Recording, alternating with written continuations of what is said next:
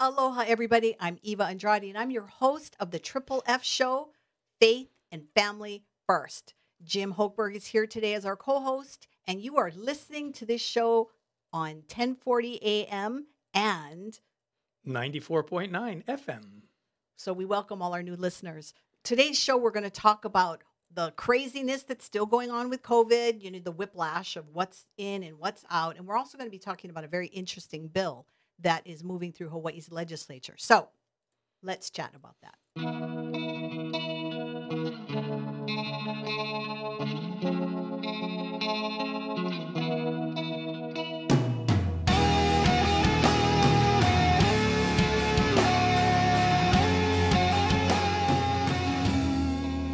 Welcome to the show, Jim.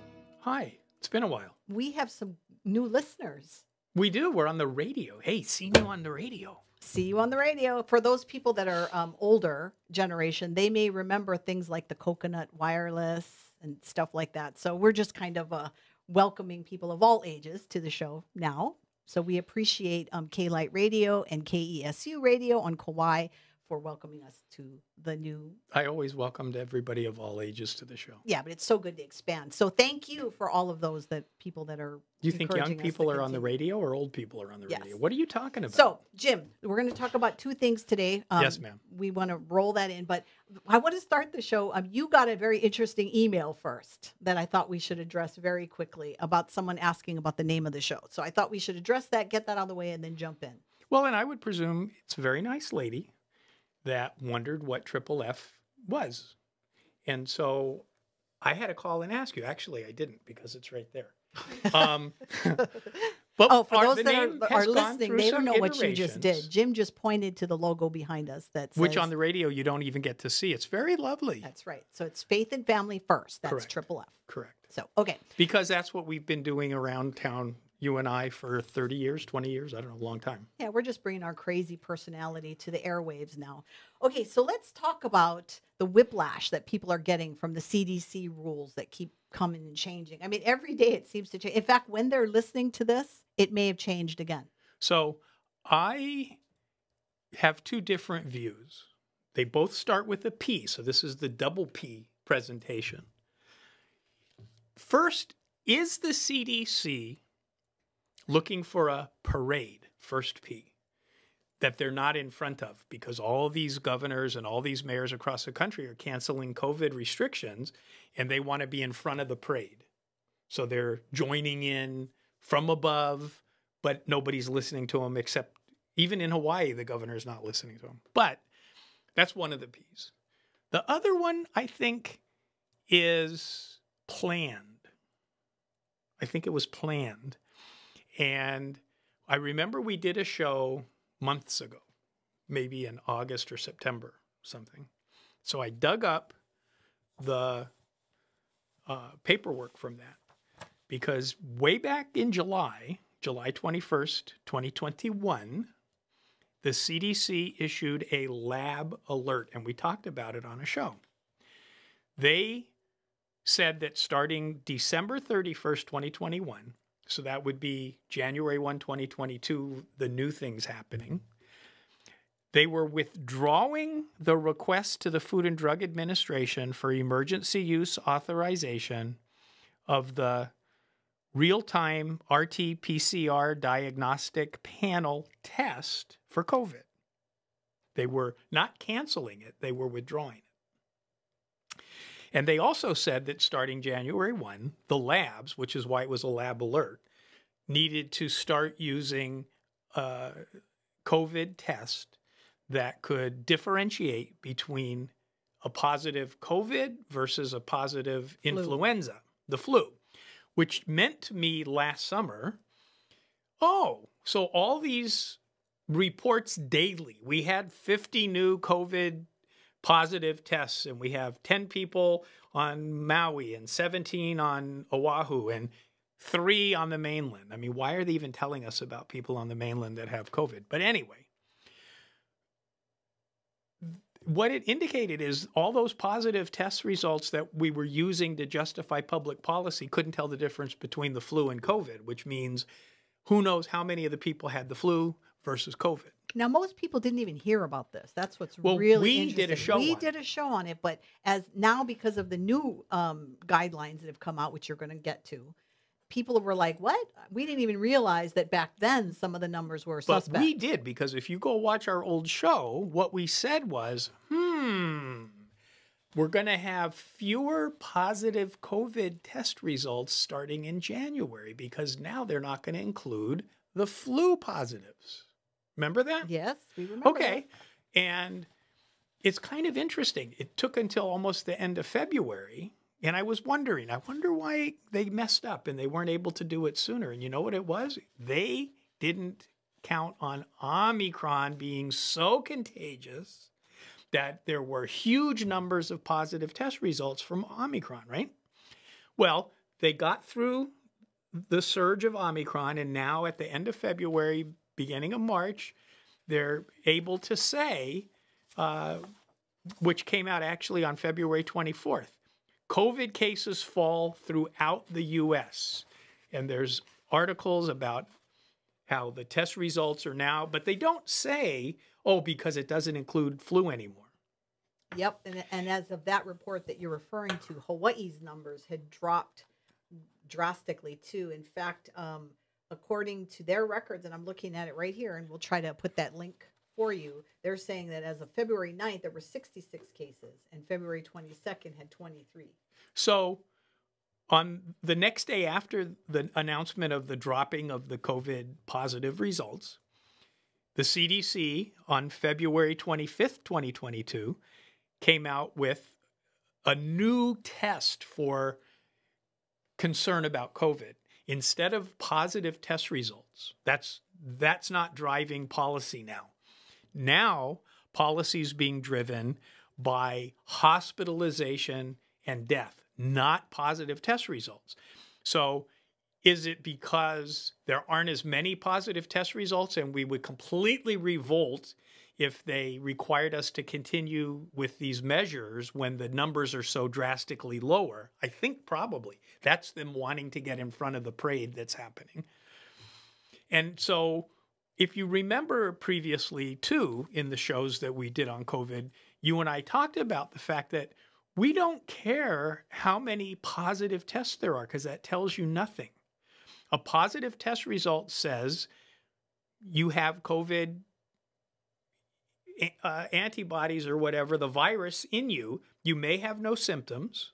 You may have mild symptoms. You may have a little bit more than mild. You may have flu.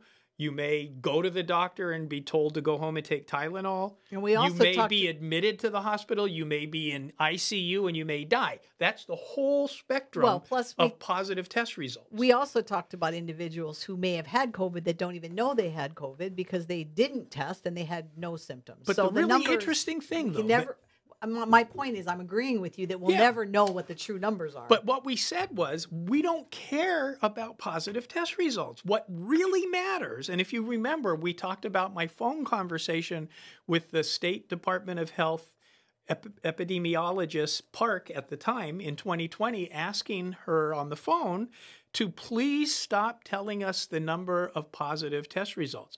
Break it down by severity of condition. And she told me that was too difficult. Remember? We talked about and then that? she also said you were getting and aggressive, I said, so she hung up on you. It can't be difficult when you're gathering your information.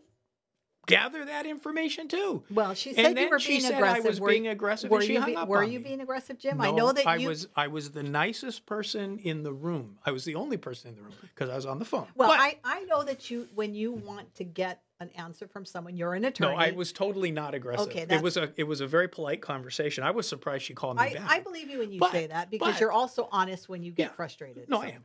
But the thing is, so now, as of February 25th, 2022, now, because people are starting to say I'm over COVID, now the CDC is getting in front of the parade saying, okay, we'll just count hospitalizations and deaths. We're not going to worry about positive test results. Well, and on March 1st, Jen Psaki, when she was doing her updates, she was letting the media know that the White House is no longer wearing masks. And so one of the Fox News reporters asked her, when did the science change?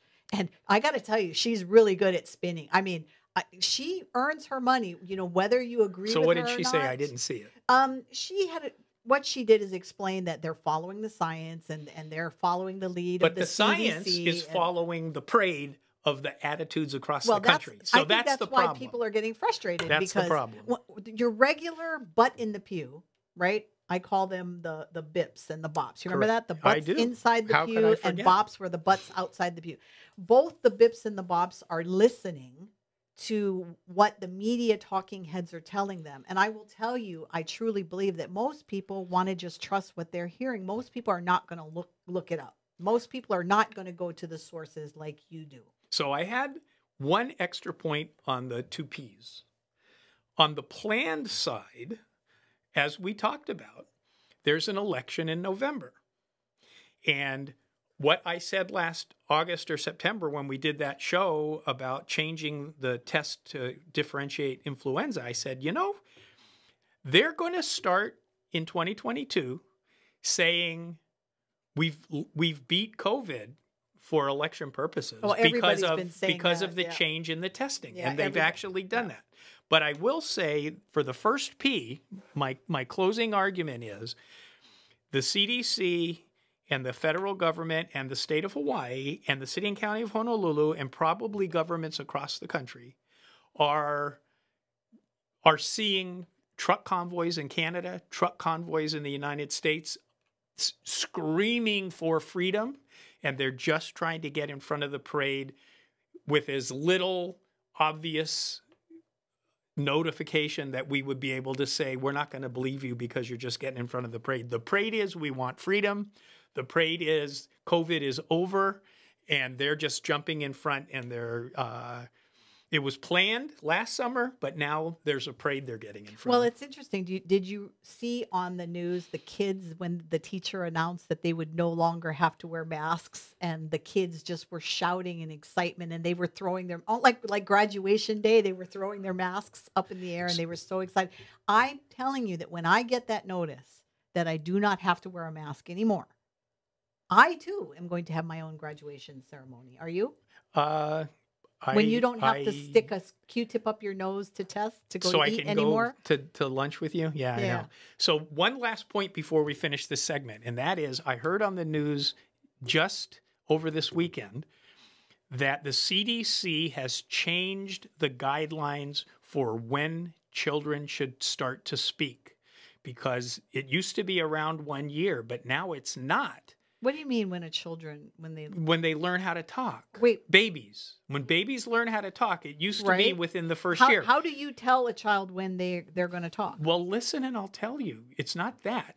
I'm Portuguese. I can't possibly. How do children learn how to speak English? They see their parents and other people's mouths moving when they talk. Well, they aren't seeing it because of masks. That's the point. No, I don't know. I'm telling you that all the Portuguese children and parents who are listening right now said that their kids learned to speak whether they could see or hear anything. My mom said I was speaking at a very young age. They didn't wear masks before COVID on a regular basis. So there is the science. Mask wearing is impeding children's ability to learn how to talk enough. And where did you get this source? The CDC has put an extension on when kids should be starting to talk. So the CDC, there's a report you're referring to that they're claiming. I told you at the beginning of that. I saw it over the weekend on the news. Okay, so we will try and find that link for you, and we will put that for those listening on 1040 AM K-Light or KESU 94.9. Go to HawaiiFamilyForum.org. And find the podcast, and you can get the links of all the things we're talking. Or you can look us up on YouTube. We're on YouTube under Hawaii Family Forum. Check out our playlists, and you can get all the references, because Jim and I are going to be talking about a lot of different things today. So, so what about this bill on sex ed in Hawaii, huh? Well, there's a couple of things. First of all, this week, Jim, did you know that Friday of this week, which is going to be March 11th. No. 11th. Yeah. March 11th, which is Friday this week, Hawaii is going to be celebrating, and I say the word celebrating with air quotes, so those that are listening, they know I'm doing the air quotes. Yeah, we're going to be celebrating 52 years of abortion in the state of Hawaii, which was passed March 11th, 1970. We were the first state in the nation to do it, to decriminalize abortion. So we can be proud of that thing. It was Act 1. It was the very first act that year. So the reason I start with that, Jim, Yes. is because since that time, Planned Parenthood has had a hold of Hawaii. They've gotten into the public schools. They've done a lot of the trainings. Hawaii, To get people elected to office. and I'm sure that they are. In fact, I always am jealous when they go to testify at the Capitol, Jim, because they know that they're sitting in front of people that support them, right? So they get to just smile and be happy, whereas us, when we're testifying, we know that we're legislators trying to see are somebody who will look at us eye to eye. They're making fun of us. They're probably drawing stick figures and making fun of us behind the scenes. But the point is that Planned Parenthood has had for 52 years now. Planned Parenthood has had a stronghold in the state of Hawaii. So we have a court case that's going to be coming up that's going to decide the future of Roe versus Wade. Hawaii has legalized abortion on demand, and it will continue even if Roe versus Wade is overturned, because we passed the Freedom of Choice Act in 2006. And Jim and I have talked about that on the show, that a Republican governor signed that bill into law. So Hawaii isn't going to change much, but that hasn't stopped Planned Parenthood from trying to really get more of a foothold. I mean, they already have a foothold. So not only do they want a shoe that fits comfortably, they want everybody else to wear the same shoes. It's just amazing. I have to disagree. They don't have a foothold. The picture of a foothold is somebody hanging off a cliff, but they got their foot in the thing so they're not falling backwards. They own the store. Okay, they own the store. I'll give you that. I will acknowledge that Jim is correct. So anyway, we come to this legislative session, and there's a couple of interesting things. There's a bill that's moving that's going to expand abortion. I mean, I don't know how you can expand abortion anymore, but now they want APRNs, which they passed last year, that they could do the which is advanced practice registered nurses. They're nurses, basically. They did the camel under the nose. No, I mean the camel under the camel's nose under the tent. They did that last year. Easy for you to say. I know. Jeez. Whew. Wait. Let me take a sip of my coffee from the FFF podcast mug. That if you want one of these, contact me at info@hawaiifamilyfarm.org and partner with us on the show, and you'll get one. So while she's drinking her coffee, I will direct you to your children in the public schools. Your children in the public schools are being affected by this bill we're going to talk about. Yes. So go ahead. Okay, so it's House Bill 1697, and this bill does two things. It requires the Department of Education to provide comprehensive training for teachers and educational officers on certain sexual health topics to destigmatize and promote sexual health. And it requires sexual health education programs to include similar sexual health topics to destigmatize and promote sexual health. Now, before you go forward, I want to share what the findings of the legislature are in the bill. Okay, but let me just say before we get there that out of those two things that they are trying to do, on both of these two things, I want you to focus on the words destigmatize and promote. Because that's really what it is. The verbs always tell you what's going on. The verbs tell you what's going on. So go ahead. The way the legislature writes legislation is they always have to have findings of a problem that the legislation is going to solve. So listen to the findings and ask yourself, can this possibly be true in 2022? So, Section 1 of House Bill 1697, House Draft 1. The legislature finds that existing sexual education standards within the secondary schools in the state are not providing students with the knowledge and tools necessary to make reasonable, informed, and empowered choices about their sexuality, gender, relationships, and sexual and reproductive health. Now, I went to public schools here from 1971 to 75. I graduated in 75. They were teaching us this stuff way back then. How is it possible that the existing education standards don't provide the students with the information? And then the second one is the legislature further finds that the current emphasis on abstinence and problem-focused language offered in Hawaii schools can contribute to ongoing stigmatization of sexual And health what topics. does problem-focused language even mean? Well, what does it mean? okay, so abstinence means don't have sex. Okay, but And if you don't have sex, you won't get pregnant, you won't get STDs. okay, but clarify that. I can't. They make it up. I'm telling you, they make this stuff up. And then there's another third one if we got time. I don't want to overuse my time on these findings. No, go ahead. So, and the next part was the purpose of the act. And you said the two verbs. So the question is, why is this necessary these days? And the reason it's necessary, I'm going to go back to Saul Alinsky's Rules for Radicals. That's what this is. This is pushing, pushing, pushing. Our side of the values spectrum doesn't push, push, push. We invite, we love you into agreeing with our values. We don't push it in your face, stuff it down your throat. But the funny thing is, we get accused of doing that. We never do that. Well, when you look at the testimony, first of all, so this is what groups of people support this, and I want people to know that. And yes, absolutely. This is according to the committee report that was put out by the committee. This was the Committee on Education. They put out every hearing, as you know, once it goes through, they will put out a committee report. They will tell you who supports the bill, who opposes it. Well, by groups, not individuals. Right. So, and you and I have laughed about that in the past. We haven't done a show on it, but we have laughed about how sometimes they'll say numerous and other times they'll say thousands, or, I mean, it just depends on what they're trying to do when it comes in. But anyway, here are the groups that support this measure: Department of Health, Hawaii State Council on Developmental Disabilities, Stonewall Caucus of the Democratic Party of Hawaii, Hawaii Youth Services Network, the American Academy of Pediatrics, Hawaii Chapter, Planned Parenthood Alliance Advocates, Pono Hawaii Initiative, Pacific Survivor Center, Hawaii Children's Action Network Speaks, Assets High School Gay Straight Alliance, Ilima Intermediate School Gay Straight Alliance, and numerous individuals. Now, the Department of Education submitted comments, and basically they say they support the intent of the bill, but they're asking for money because it's going to cost us money to train people. So they're not opposed to that. Okay. Correct. They just need money.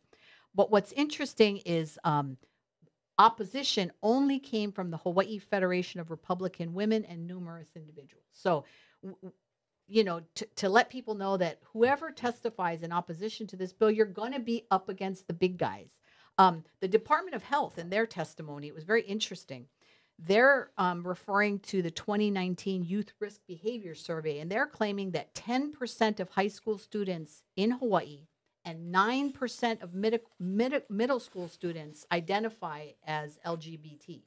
Now, what's fascinating about that is I pulled up the report from the Centers for Disease Control and Prevention, their report on nationwide, and according to them, 88.8% of students identified as heterosexual, 2.0% identified as gay or lesbian, 6% identified as bisexual, and 3.2% were not sure of their sexual identity. So we are talking about here in Hawaii, that is a big number of kids. I mean, you're talking all the kids in Hawaii's public school system, 10% are now identifying as LGBT. So that's why they need this. That's what they're claiming. That's what we they're have saying. to do this because we have kids that are not being served in the school. Now, I want to share one thing. There's a section of the Department of Education statutes, 302A, which is being amended here. Well, let's first talk about what it is that they're going to do. After training the teachers, they're amending the section on what the sexuality health education program has to provide. And what they're adding new is it has to include sexual health topics that include positive and accurate representations of the lesbian, gay, bisexual, transgender, queer or questioning, intersex, asexual, other sexual orientations and gender identities, persons of color and disability communities to destigmatize and promote sexual health. So the assumption is, parents, that your children are only healthy in their sexual personhood, or however you want to say that, if they have positive thinking about these groups. But here's the other funny thing. When you amend a statute and you put a list of these kind of characteristics, you're not putting others. So as the LGBTQ LMNOP grows and gets more and more letters in there, they're going to have to amend the statute to include those groups. Well, and you have to focus on the word support. You can only support. To promote, correct. So, yes. So the thing is, what they're objecting to is abstinence, right? Now, here's another section that I wanted to bring up. You have to give it to us in about a minute. In the statute, section 302A, which is education-102, says all public schools within the state, all, from kindergarten through grade 12, that's every public school, shall prohibit. What do you think they're prohibiting? The use of tobacco at public schools or at public school functions. So if they can absolutely prohibit, abstain from abstinence with tobacco products, they can do it with this crazy sex stuff, because children, in my opinion, are better off staying out of the sex business until they finish school. Yeah. So parents have a responsibility. I think that's what we want to lead. First of all, if you're interested in learning more about this bill, it's House Bill 1697 HD1, and you can go to the HawaiiFamilyForum.org website. We have an action center there, and if you look, you can find these bills and find out what's happening with them. And there's one more thing I want to add in terms of parental efforts. Yes, and parents have the right to know what their kids are learning in school. And I think that one of the big concerns that a lot of parents have is, like in Florida, for instance, there was a young girl who tried to kill herself because she was having identification problems, and the teachers were working with her, but she wasn't allowed to talk to her parents. The teachers decided that it was dangerous for her parents to get involved. And the parents found out about this counseling that she was receiving on school campus when the daughter tried to commit suicide. So what I want to make sure our viewers and listeners know, look at the statute 302A, education, section 852, which says teenage health programs. And it allows the department to do certain things, but then it says, in implementing those things, if they do it, the department shall strive to respect and include the diverse needs and values of parents and teenagers served by the program. And I also want to point them to the Department of Education sexual health regulations, which say that the comprehensive sexual health education needs to do these things: communicate with parents, guardians, and other trusted adults about relationships and sexuality, develop healthy relationships, family, friends, peers, and partners that are based on mutual respect and affection and are free from violence, coercion, and intimidation. So what's built into the current system is completely the opposite of what this bill is seeking to do. So we should be talking to the legislature, talking to the department, talking to the principals and the teachers about the imbalance that this is creating. All right. You are listening to the Triple F podcast, Faith and Family First, on K-Light Radio 1040 AM and KESU Radio 94.9 FM on Kauai. You're also watching on YouTube, so make sure you like, subscribe, and share this video with everybody you know. Comment. And come back next week, because we're going to be talking about the Supreme Court nomination, and you don't want to miss that. So we'll see you next week. Mahalo, everybody. See you then.